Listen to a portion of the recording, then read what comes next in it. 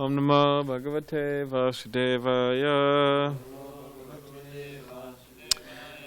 Om Namo Bhagavate Vasudevaya. Om Namo Bhagavate Vasudevaya.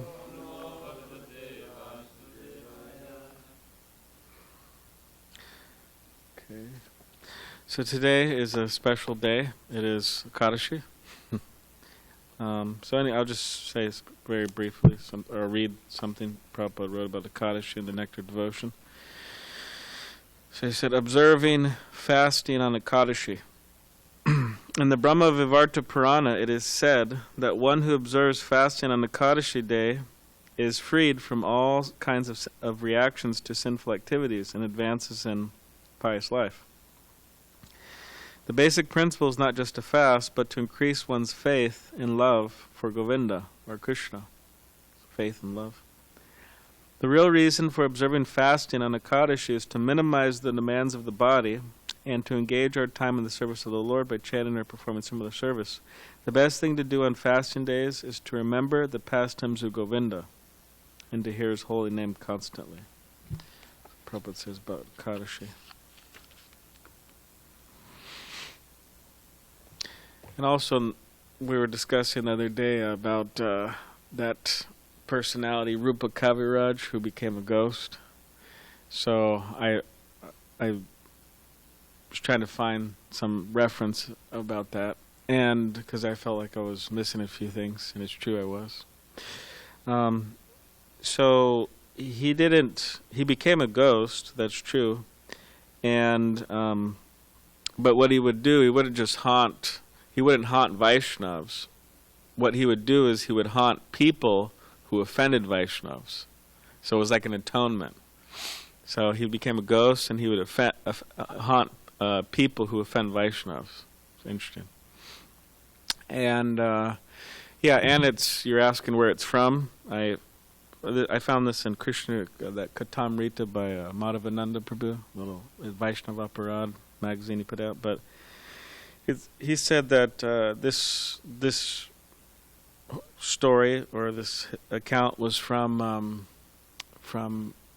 Narahari Chakravarti's Narottam Vilas, a book called Narottam Vilas. And her name is Krishna Priya Thakurani. That was her name, the one who couldn't stop chanting. And another thing about Rupa Kaviraj, when he got angry... Yeah. Well, so what happened is he was giving a class. Rupa Kaviraj was giving a class, and he was like really exalted devotee, actually, like really advanced. And he had some so he was it said he was the Vishwanath Chakravarti Thakur, and then Vishwanath Chakravarti Thakur's guru. So they were godbrothers. Very advanced association, and he was well respected and learned and everything. And it said one day Rupa Kaviraj was given a class, a Bhagavatam class, and then this lady came in, Krishna Priya Thakurani, and she was also very advanced. She was a very special devotee. It said that Chaitanya Mahaprabhu gave his Govardhan Srila to Raghunath Das Goswami. And then Raghunath Das Goswami, it went down a few different devotees. Mukunda eventually got it. And then, because she was so advanced, Mukunda in his last dying days, or his last days before he left this world, not dying days, but he gave this Govardhan Srila to Krishna Priya Thakurani to take care of. So she was quite a, she was a pure devotee. So, when she came in one day, when Rupa Kaviraj was giving a class on the Bhagavatam, all the Vaishnavas, she was sitting there and she was chanting. She was chanting the holy name of Krishna. And then he stopped the class and he said, hey, what's going on? How can you do two things at once? How can you listen to the class and chant at the same time? And then she said, oh, please forgive me. She said, please forgive me, I apologize. I I have this habit of chanting the holy name. I can't stop myself from chanting, so please forgive me. And so then the class goes on, and she continues to chant. And then Rupa Kaviraj, she becomes really angry with her, really upset, really angry, furious with her. And from that, the whole offensive episode develops. And from this, it's like a downward spiral. He first he becomes very critical towards the Vaishnavas, then he becomes critical towards own guru, and then it says he becomes critical to Chaitanya Mahaprabhu, and then it says that he just lives like a regular materialistic, envious person, and he develops all these interesting or strange ideas like, oh, you don't have to hear and chant about Krishna, no Shravanam Kirtanam, you just need Smaranam, just remembering. And then he also developed an idea that you don't have to, only sannyasis or renunciates can accept disciples, no householders. And then okay, well, Nityananda Prabhu, and that's not our philosophy. How they could also accept gurus. So he developed this offensive mentality, and then he, over time, it said that his body became diseased, I think, by leprosy or something like that. And said he left his body, and then he became a ghost. And his atonement was he would haunt people who would offend Vaishnavas. That's how he was trying to pay back his. Yeah, that was his service. So, and that's. Yeah. That was a big lesson for him and for people. So that was Nartam Vilas, Narhari Chakravarti. That's. Do you know what happened to him after the ghost body? I'm not sure. Maybe we should do some investigation. What happened to Rupa Kaviraj after the ghost body? But that's all it kind of left with. So. Yeah. I mean, maybe he. Yeah. Yeah. And went back to God. Yeah. All right. So. Yeah, Ghost Nandi. All right. Okay, so just we chant Om Namo Bhagavate Vasudevaya again. Om Namo Bhagavate Vasudevaya. Om Namo Bhagavate Vasudevaya. Om Namo Bhagavate Vasudevaya.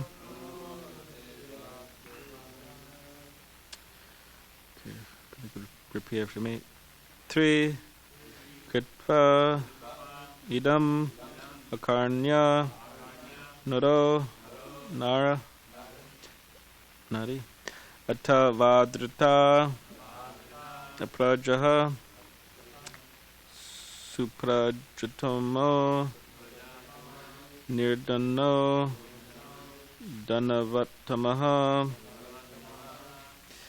Trikritva idam akarnya naro nar yata vadrita apraja suprajatamo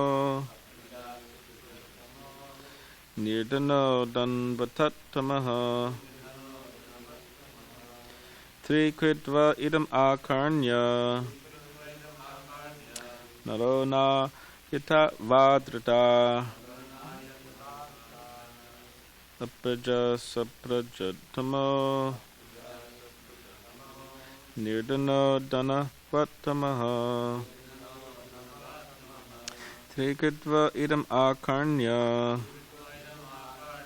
narona yata vadrita apraja saprajatamo Nirdano Dhannavatamaha.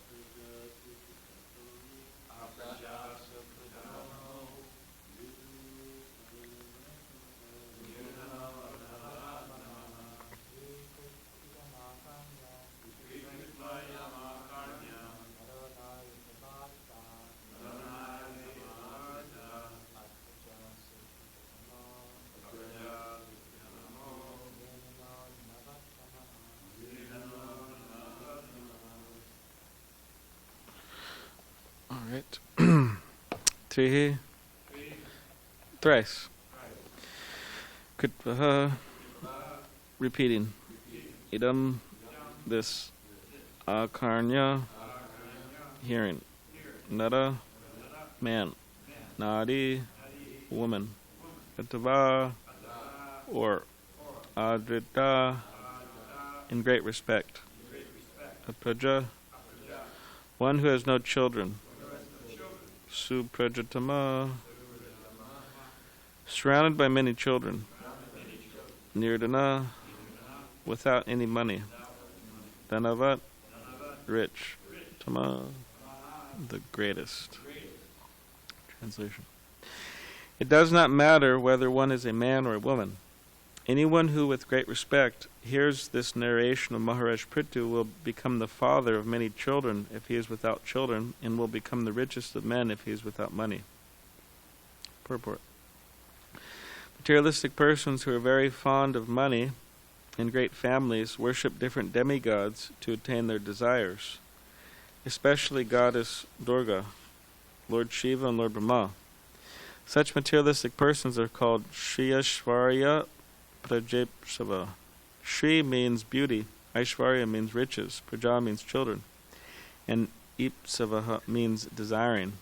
As described in the second canto of Srimad Bhagavatam, one has to worship various demigods for different types of benedictions. However, here it is indicated that simply by hearing of the life and character of Maharaj Prithu, one can have both riches and children in enormous quantities. One simply has to read and understand the history of the life and activities of Prithu Maharaj. It is advised that one read them at least 3 times.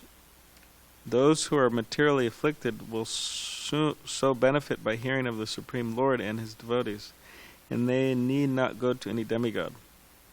The word suprajatamaha, surrounded by many children, is very significant in this verse. For one may have many children, but may not have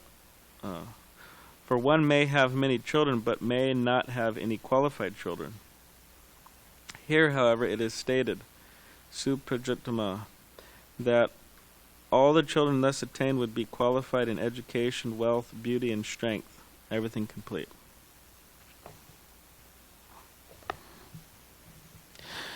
Amaganativedandasya Gananjana Shalakaya Chakshulanamaditametasmai Shri Guruve Namaha Bhakam Karivachalam Pangam Girim Yaki Patamaham Vande Shri Gurunditanam Bhanchakapadurubhishcha Krivasandibevacha Patitanam Pavane Bil Vaishnave Bil Namaha Shri Krishna Chaitanya Prabhu Nityananda Shri Advaita Gadadhar Shivasari Gaur Bhaktavinda Hare Krishna Krishna Krishna Hare Hare Hare Rama Rama Rama Hare Hare. Translation again. It does not matter whether one is a man or a woman. Anyone who, with great respect, hears this narration of Maharaj Prithu will become the father of many children if he is without children, and will become the richest of men if he is without money. All right.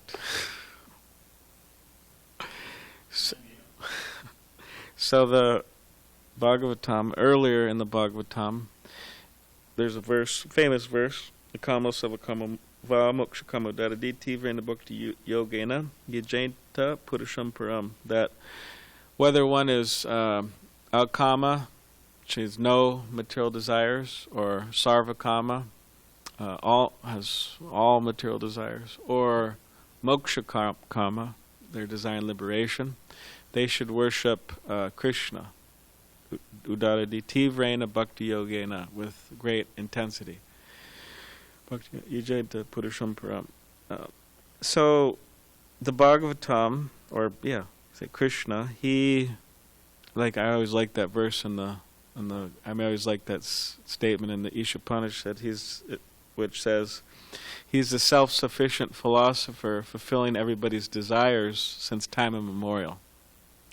So he's fulfilling everybody's desires. That's Krishna.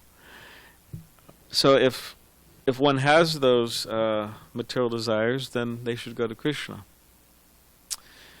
And he may fulfill them. He may not, but he may fulfill them. But if he does fulfill them, especially for his devotees, it says that it says that he will fulfill them in such a way where by fulfilling them in such a way, the devotee will never want them again. So that's a nice thing about going to Krishna for one's material desires. That, of course, also in the Chaitanya Charitamrita, when it's discussing this idea, especially I'm thinking of the Chaitanya Charitamrita when it's discussing this idea of devotees going to Krishna for material desires. It says that, it's considered to be foolish, it's considered to be a waste of time, it's considered to like that. But if the devotee really wants it, then Krishna may fulfill that desire, but he fulfills in such a way that they don't want it again. And the examples given of going to, Prabhupada gives the example of going to a king. So a king, now there's not any real kings, but a king means, it's their king and they own, it's their kingdom. And they have a lot of property, they had a lot of power, they have a lot of wealth, and they could give you a lot if they wanted to.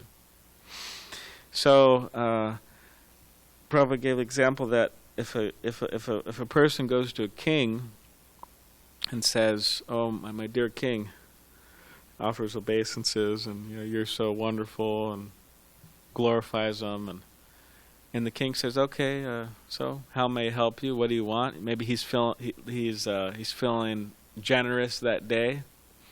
He wants to help a citizen out.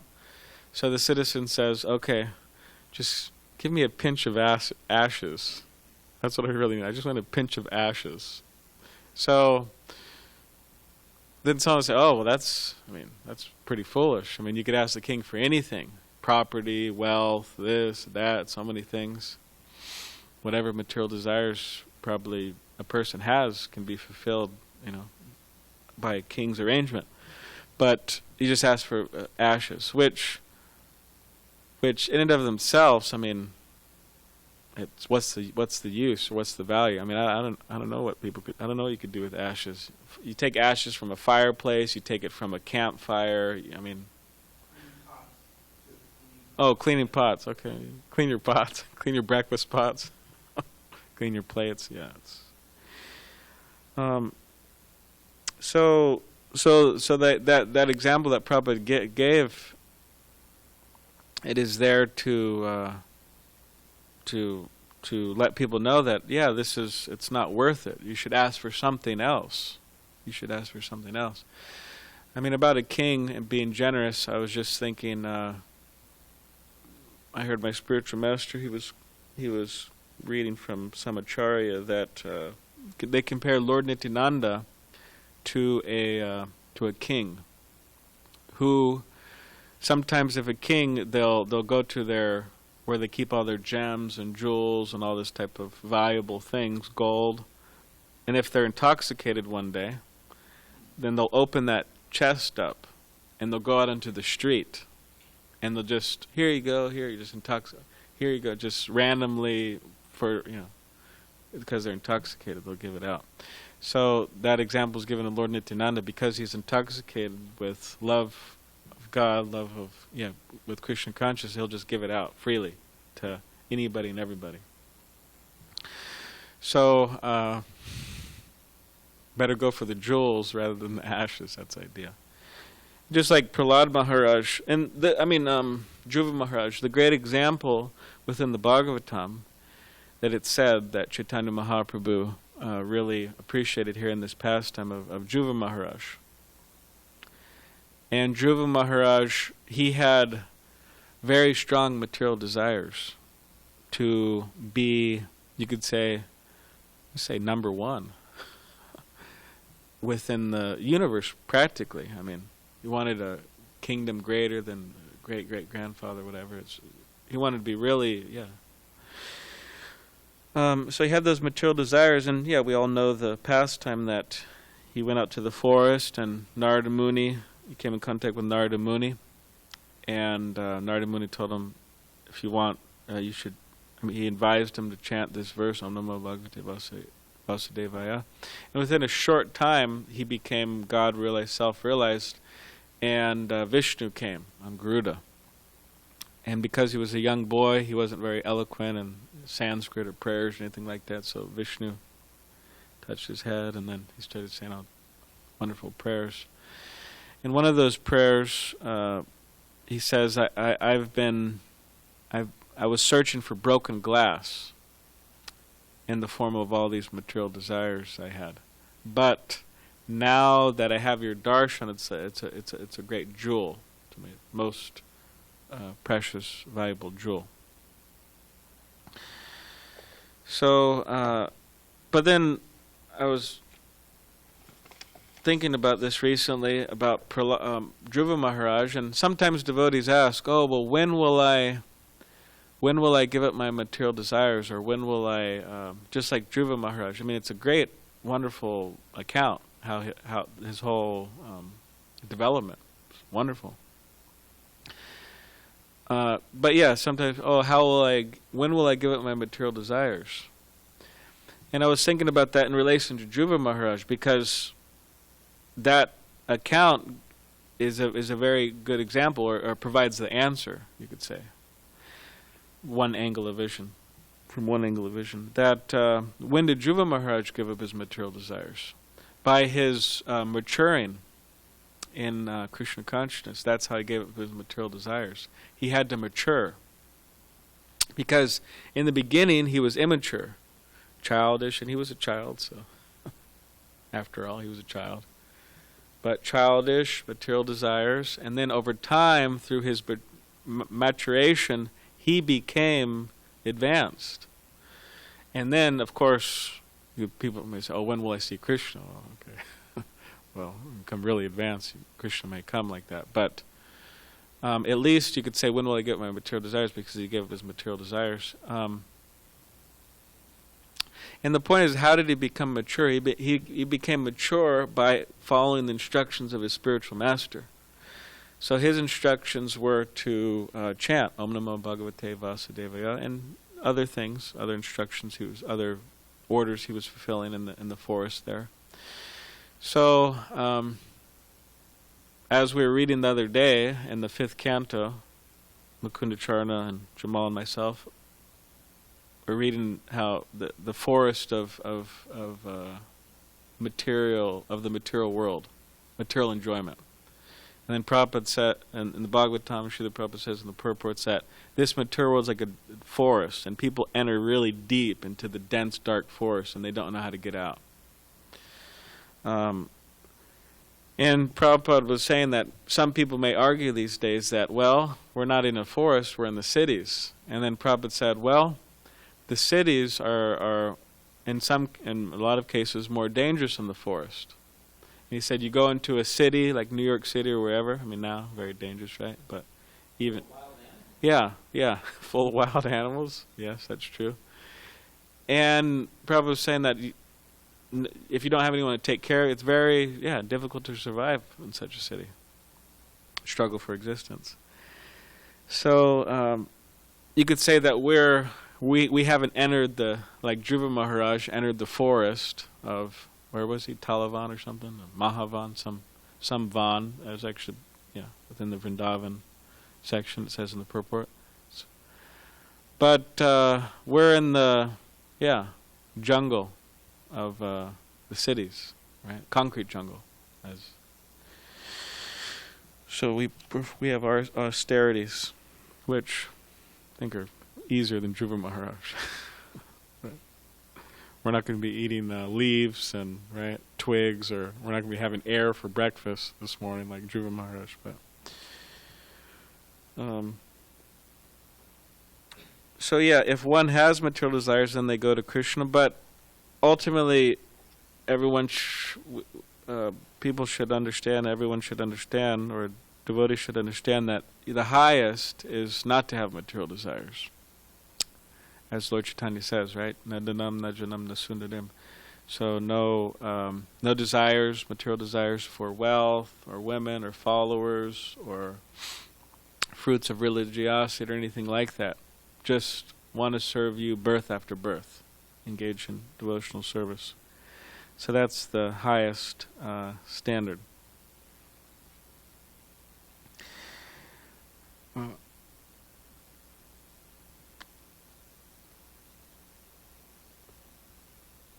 And although a lot of the times people take these things as blessings, education, wealth, beauty, strength, all of these things, and you could say in many ways they are. I mean, it's a sign of pious life, at least in their last life.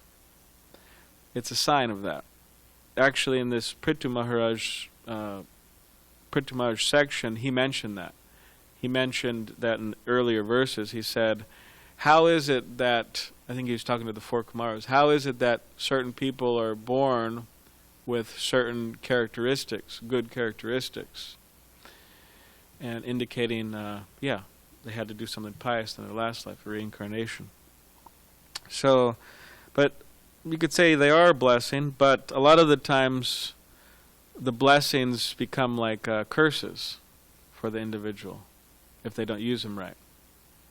Now, of course, like we were discussing the other day, we have the blessing curse, like of Narada Muni with Nalakuva and Managriva becoming trees. I mean, it was a great blessing, actually. They got to see Krishna. Or, like we're discussing Lakshmi, right? Blessing, or cursing, blessing, curse the Brahmins. So you never become too wealthy, because from that you may become bewildered. Simple life, it helps facilitate. Blessing, curse, but this could just become it's a blessing, but it could become an actual curse. Means that it doesn't help one a lot of the times. Like Queen Kunti says, those who are too intoxicated by wealth and education, all these different things, beauty, good birth, they can't call out to you fillingly. So, and sometimes we see that's the case. Sometimes book distributors say that about Southern California. Of course, by Krishna's mercy, by Chaitanya Mahaprabhu's mercy, by the mercy of all the dedicated Sankirtan devotees, people are getting books. That's one good thing happening in Southern California. But devotees mention that it's sometimes a little tough in SanDiego, Los Angeles. They say there's other places, go up north a little bit. Sometimes they're a little sweeter. And Devamrita Swami mentioned this to me. I asked him a question one time when he was here in SanDiego about spreading Krishna consciousness, and he was saying that it's a little difficult in Southern California. People, you go up and approach a guy, on books or something, and the guy says, "No, I'm good, man." And I got my fruit juice, I got my organic fruit juice, I got the sun shining, I got my spiritual girlfriend. No, I'm good. I don't need anything. So sometimes that's the case, but still, he was making the point: if you try to spread Krishna consciousness, Krishna will send people to you to help. So that's what he was bringing up. So it could be bewildering, and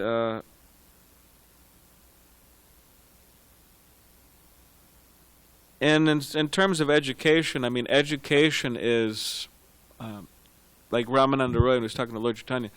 He says that a real educated person is one who's a devotee, who knows about Krishna. That's a real educated person. And my spiritual master, when he joined the temple in Boston, Srila Prabhupada, his father sent Srila Prabhupada a letter,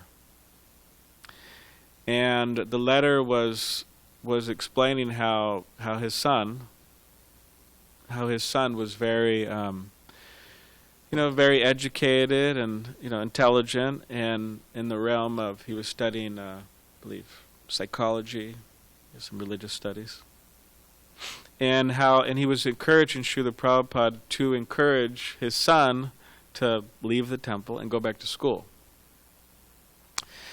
So my spiritual master got that letter, and he wasn't sure what to make of it, because Prabhupada wrote him a letter, and it said, one of the things it said is that, your father sent me a letter, which speaks for itself, because he enclosed the letter with his letter, Prabhupada's letter.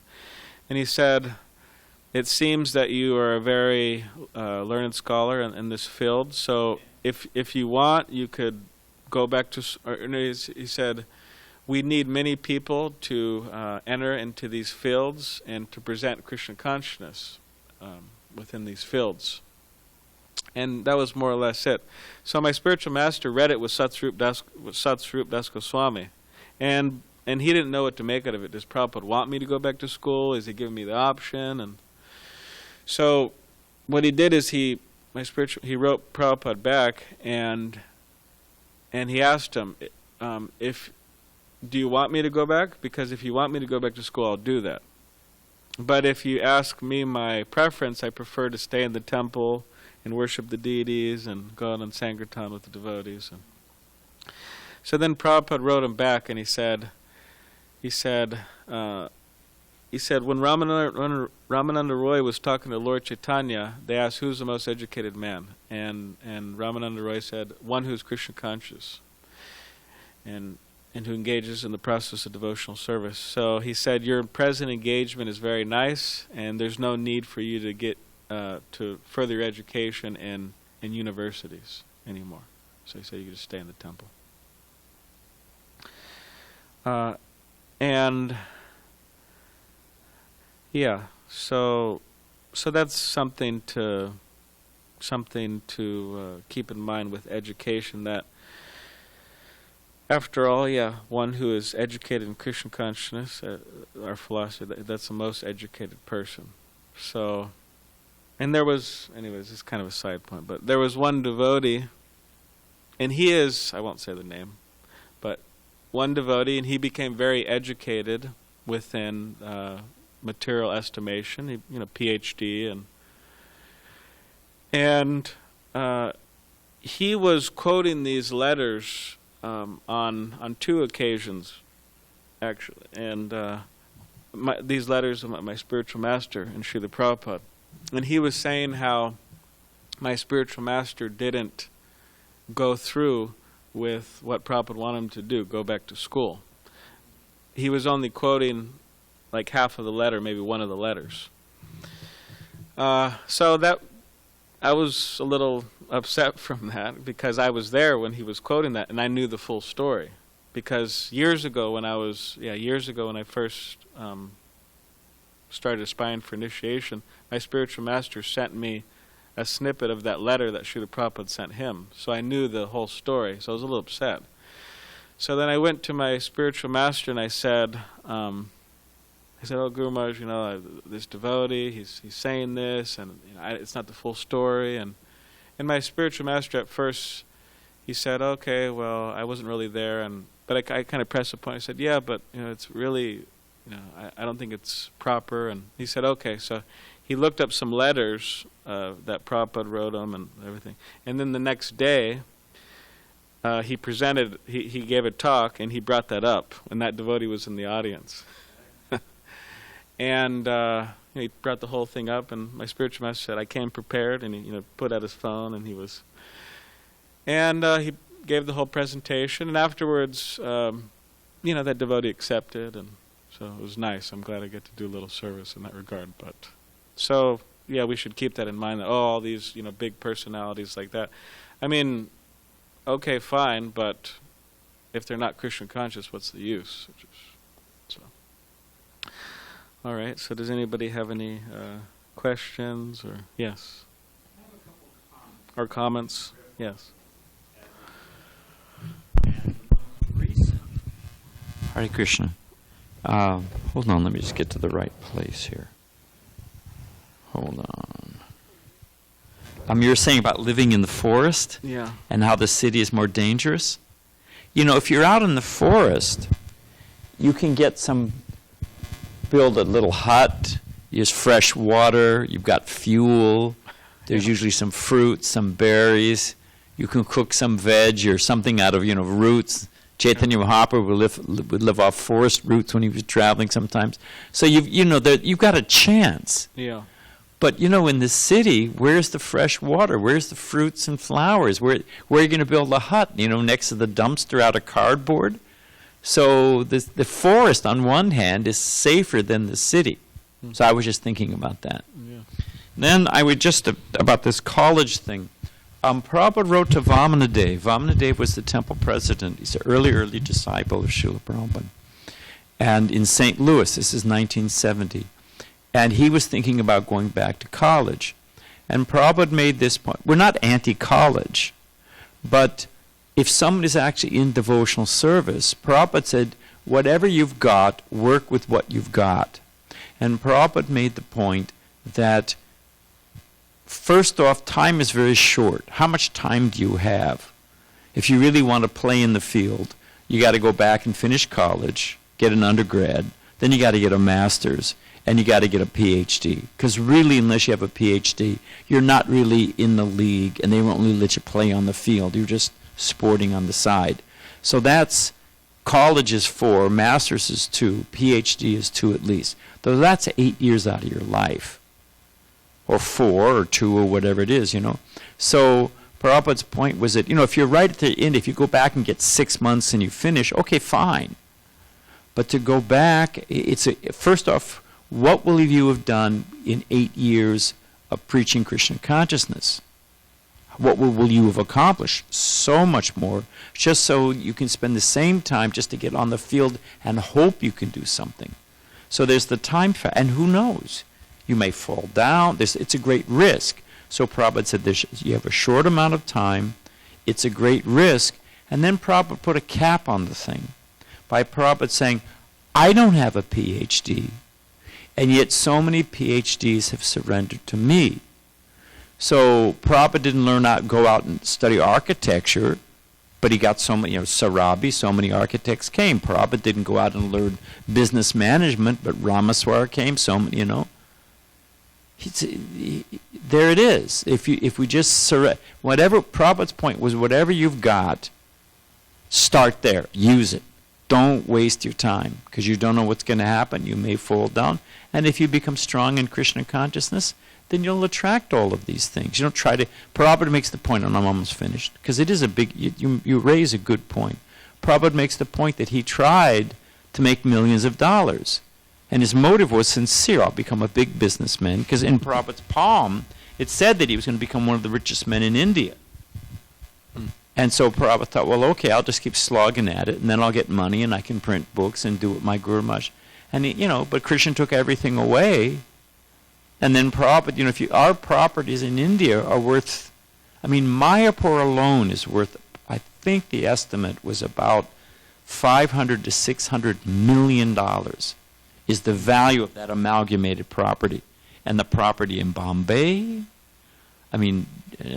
Delhi, Tirupati, those properties are worth of tens, if not hundreds of millions of dollars. This property alone, these 2 properties, these are I'll finish in a second, but these 2 properties, because they're both zoned commercial the way it worked out, and because they're connected to each other, the property that we're sitting on alone is currently worth $4 million. Forget the building. Just the property and the zoning is $4 million. So just preach Krishna consciousness. Become Krishna conscious. Yeah. I'm just amplifying. Yeah. It's like my spiritual master, I was just listening to a lecture. He was in London, and one devotee asked him, he said, this devotee was saying, in Chaitanya Mahaprabhu's time, they weren't respecting him because some weren't respecting him, and therefore the idea is, okay, he accepted sannyas, and then therefore more people respect, especially back then. And he was saying how, and also that helped him preach into the impersonalist percussion and the Saraswati and all of them. And this devotee was given the example that, well, nowadays the impersonalists have taken the position of like scientists, modern scientists, materialistic scientists, atheistic scientists. And he was saying that to reach those people, a lot of them, they won't listen to, as you're saying, they won't let you play on the field unless a person has a PhD at these particular circles. So that's what this person was asking about. And he was saying, well, is it necessary to do that? Is it necessary to go to college and get a PhD and all that? And my spiritual master said that, sometimes devotees have that idea that, as this devotee was presenting, but he was saying that the academic world of studying religion and all that, just going to school in general, it's a very atheistic, agnostic at best atmosphere. And by doing that, people are risking losing their faith in Krishna consciousness. Some people just break, their faith breaks. So that was the point he was bringing up. And he was saying that just because a person gets a PhD doesn't mean that automatically they're going to enter the field and people are just going to listen to them and all that. It's not that easy. He said you have to be super. It's just, and he gave the example of Tamal Krishna Goswami. It's people, he got some people listening to him within those fields, but not everybody is. He was making the point, not everybody's a Tamal Krishna Goswami. He's saying you're risking that, losing your faith. And then he said that he gave the example of Prabhupada, how Prabhupada he attracted so many scientists like Sadhuputta Prabhu, Bhakti Damodar Goswami, and all these personalities, and and encourage them to within that field preach. So he said not that you have to become qualified in certain ways to attract certain people, just as you were saying. So, anyways, he was making those points. Yeah.